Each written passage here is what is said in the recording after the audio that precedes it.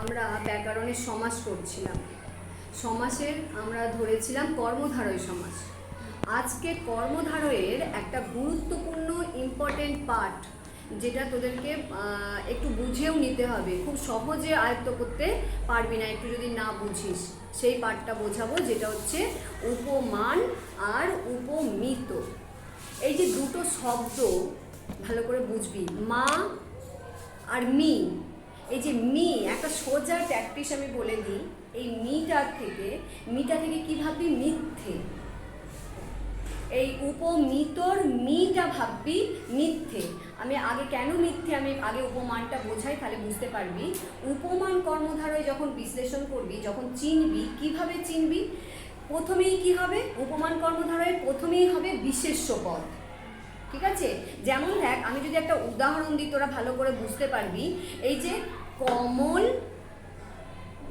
কোমল, কমল কোমল, দুটো জিনিস। কমল মানে কি? পদ্ম। কোমল মানে কি? নরম। বোঝা গেছে? তাহলে কমলটা কি? বিশেষ্য। পদ্ম মানেই বিশেষ্য। কমলটা কেমন? কোমল, নরম, তাহলে বিশেষণ। ঠিক আছে? যেমন দেখ কি বলছে, রক্ত লাল। জবা ফুলটা একেবারে রক্ত লাল বা রক্ত জবা। যদি বলিস রক্ত জবা, তাহলে রক্তটা কি?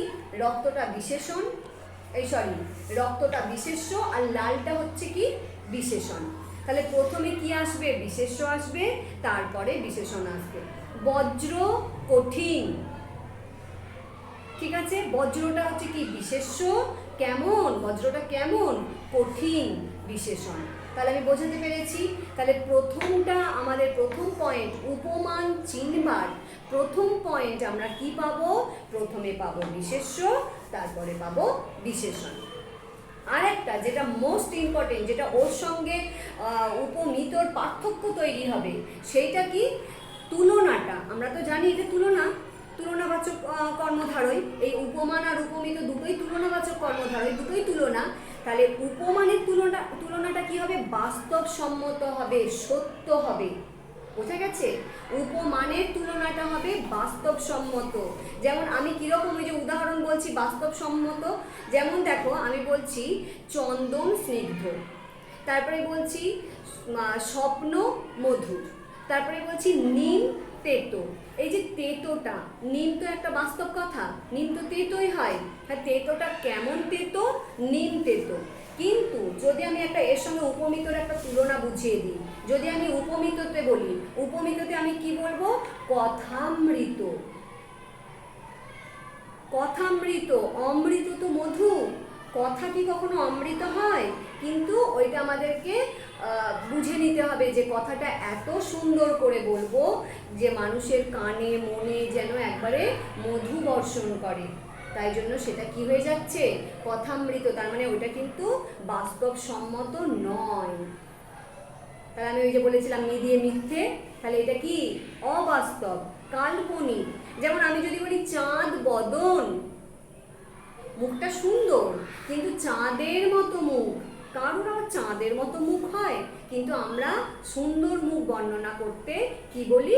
চাঁদের মতো সুন্দর। তাহলে চাঁদ বদন, তাহলে এটা কিন্তু বাস্তব নয়, তবে আমরা কাল্পনিক, এটা কল্পনা করে বলি। তাহলে আমরা দুটো পয়েন্ট পেয়ে গেলাম, মানে উপমান চিনবার। প্রথম পয়েন্টে আমরা পেলাম প্রথম পদটাই হবে বিশেষ্য, দ্বিতীয় পদটা হবে বিশেষণ। দ্বিতীয় পয়েন্টে আমরা কি পেলাম? তুলনাটা সব সময় বাস্তবসম্মত হবে। কাজল কালো, নিম তেতো। কাজল তো কালোই হয়, তাহলে এই রকম।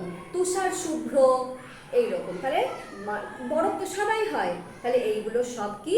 তুলনামূলকগুলো বাস্তবসম্মত হবে। আর তৃতীয় কি? এই যে তোর বিশেষ্য পদটা, সেটা কি হবে? প্রথমেই বসবে। আর একটা জিনিস দেখ, ন্যায় শব্দটা ব্যবহার হবে। ন্যায় কি? যেমন দেখ এখানে যে আমি এখানে বলছি রক্ত জবা, রক্তের মতো লাল জবা বা রক্তের ন্যায় লাল জবা। ঠিক আছে? আবার আমি যদি বলছি বজ্র কঠিন, বজ্রের ন্যায় কঠিন। তারপরে বলছি তুষার শীতল, তুষারের ন্যায় শীতল। তুষার শুভ্র, তুষারের ন্যায় শুভ্র। ন্যায়টা কোথায় আসছে? বল, মাঝে আসছে। ন্যায়টা কোথায় আসছে? মাঝে আসছে। এবার দেখ, তারপরে আমরা তাহলে এইটা হচ্ছে উপমান। তাহলে উপমান চিনবার 4টে পয়েন্ট পেলাম।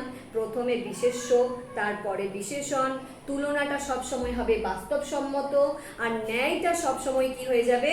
ন্যায়টা সবসময় মাঝে বসবে। হয়ে গেছে। এবার আমরা যাব উপমিততে। উপমিততে কি? উপমিততে দুটোই বিশেষ্য হবে, একটাও বিশেষণ হবে না। উপমিততে দুটোই বিশেষ্য হবে। যেমন দেখ, কথা, কথা বিশেষ্য, অমৃতও বিশেষ্য। আঁখি, চোখ, আঁখি পদ্ম, আঁখিও বিশেষ্য, পদ্মও বিশেষ্য। তারপরে বলছে পুরুষ সিংহ, পুরুষও বিশেষ্য, সিংহও বিশেষ্য। তাহলে দুটো পদই কি হয়ে যাবে? বিশেষ্য পদ। আর একটা কি, এই যে গুণটা, গুণটা কি হয়ে যাবে? কাল্পনিক, বাস্তবসম্মত নয়। যেমন পুরুষ সিংহের ন্যায়। পুরুষ, পুরুষ তো মানুষ, মানুষ আবার পশু কি করে হবে? সিংহ তো পশু। কিন্তু এইটা তুলনা করছি আমরা, কাল্পনিক তুলনা করছি, তার শক্তি সামর্থ্য বেশি, তাই জন্য আমরা তাকে সিংহের সঙ্গে তুলনা করছি, কাল্পনিক তুলনা করছি। তাহলে গুণটা কি হবে? গুণটা বাস্তবসম্মত হবে না, কাল্পনিক হবে। আর একটা পয়েন্ট আমরা পাবো, ন্যায়। ন্যায় শব্দটা মাঝে বসবে না, ন্যায় শব্দটা কোথায় বসবে? পরে চলে যাবে। পুরুষ সিংহের ন্যায়। তারপরে কথা অমৃতের ন্যায়, মুখ চন্দ্রের ন্যায়। ঠিক আছে। তাহলে এই ন্যায়টা কি চলে যাচ্ছে? শেষে চলে যাচ্ছে। আর এখানে তাহলে এইগুলো দিয়ে আমরা উপমান আর উপমিতটা চিনব। এইটা হচ্ছে তোমাদের উপমান উপমিত চিনবার সহজ পদ্ধতি।